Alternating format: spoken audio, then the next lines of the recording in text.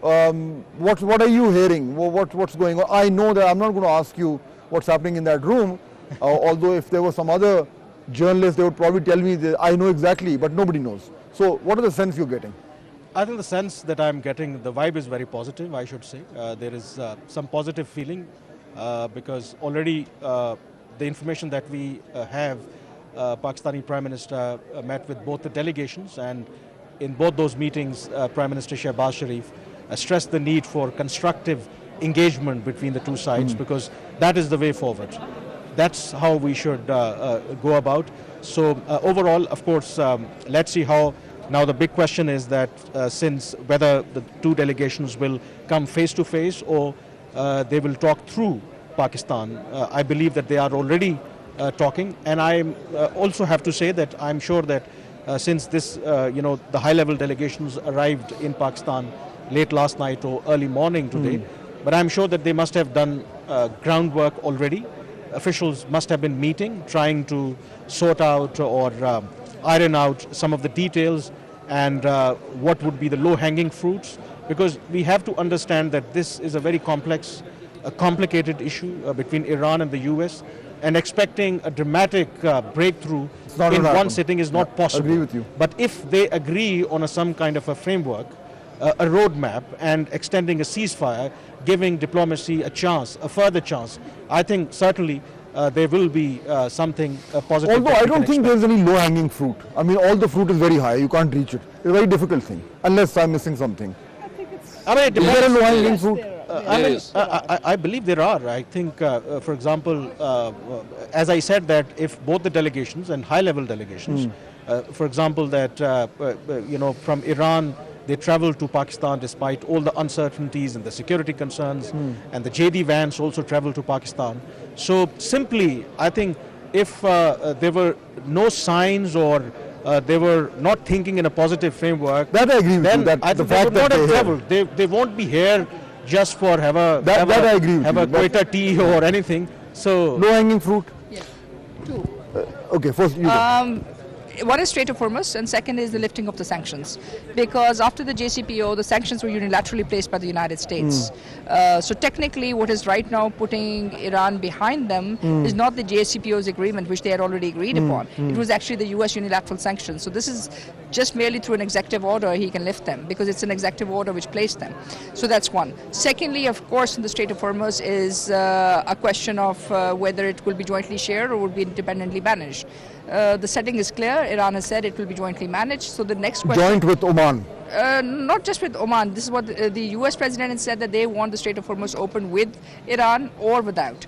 And Iran has said that they're willing to not close it. They've said we put an embargo. We just want to put a toll tax, which should be either in crypto or it should be in yuan. And if the Americans don't want the crypto in yuan and they want it in dollars, then the sanctions have to be lifted. So technically everything is interrelated. So this is probably the low-hanging fruit and also the negotiating one.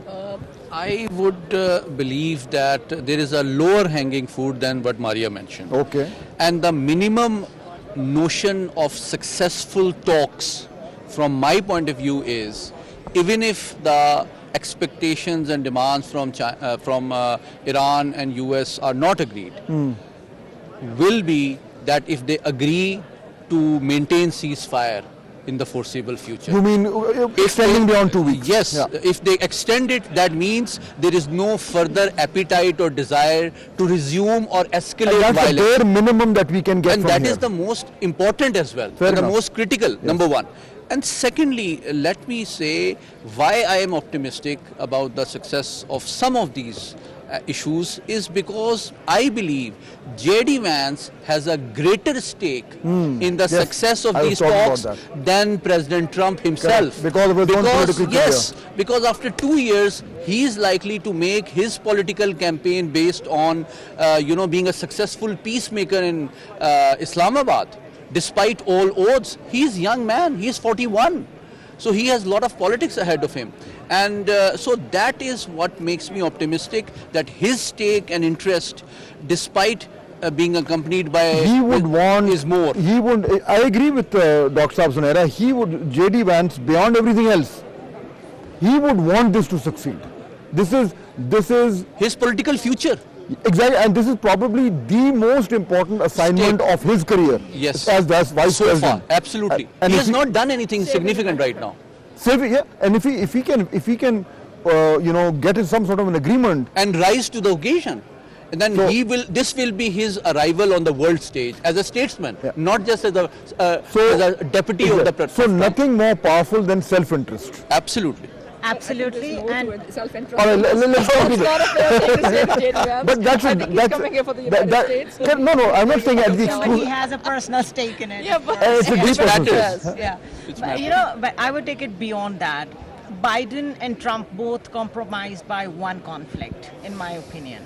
But Republicans are looking forward to save themselves through J.D. Vance. That's how I look at it. The MAGA base. Everything has been hit because of this 40 days war. So it's about survival of the Republicans, in my opinion. And the greatest litmus test is going to be the upcoming Senate elections. He has to go back with some sort of positive news to his own people. I mean, $4.5 a gallon, the gas, the grocery list. The grocery is the worst that hits the Americans. That is the only thing that makes difference over Their threshold for pain is far less than anybody Yes, else's. that's all. Because they're used to so much comfort. Exactly. Yeah. Yeah, so it's there. It's his litmus test at the moment, Vance. Two, I would not minus the Israeli factor because Steve Witkoff and Jared Kushner are still involved. So we have to be cautious while talking about the American politics because the kind of stakes they have in Oval Office. And right now they have a huge access. Rather, there is a debate in US that Netanyahu came to Obama with the same kind of war front, to Bush, to Biden. Why did only Trump got trapped into it? So there are questions being raised over there. Anyway, so the lowest hanging fruit, I would agree, is for the ceasefire to hold the ground. That would be the basic thing that I think would set the ground for future. I don't think ceasefire is going to prolong because of a number of reasons. Before the ceasefire prolongs, that's not an outcome. Because this would mean that the Middle East market will stand in balance. This would mean the global oil trade will stand in balance. This would mean the Strait of Hormuz will remain choked. So this is not what the news they want to take back. They want a structural engagement. And structural engagement will only be done if it can be comprised in these 2 weeks that a structural agreement has come forward for the peace plan. And then you can see that, the peace line has been extended. But in the absence of all of that and just an extension of the peace, ceasefire line is not going to be constructive, because really the question which needs to be asked is the rest of the world actually having that much oil reserves that they can actually prolong 2 weeks? Can you actually manage the oil prices at the current prices, or do you need Iran's oil to balance it out? And if you do, at what price? And number three, let's not forget, this is not hardcore UN negotiations. These are going to be executive orders with the United States president. So the US has gone, head rolling into the war, but hats off to the US president and his team also that they have taken the initiative and come and talk about peace, which is difficult. It's very difficult that you're a superpower, you get hit, you get hammered, then you go and talk to a country which you have been having your differences for the last 40 years, and you sit on the table and negotiate.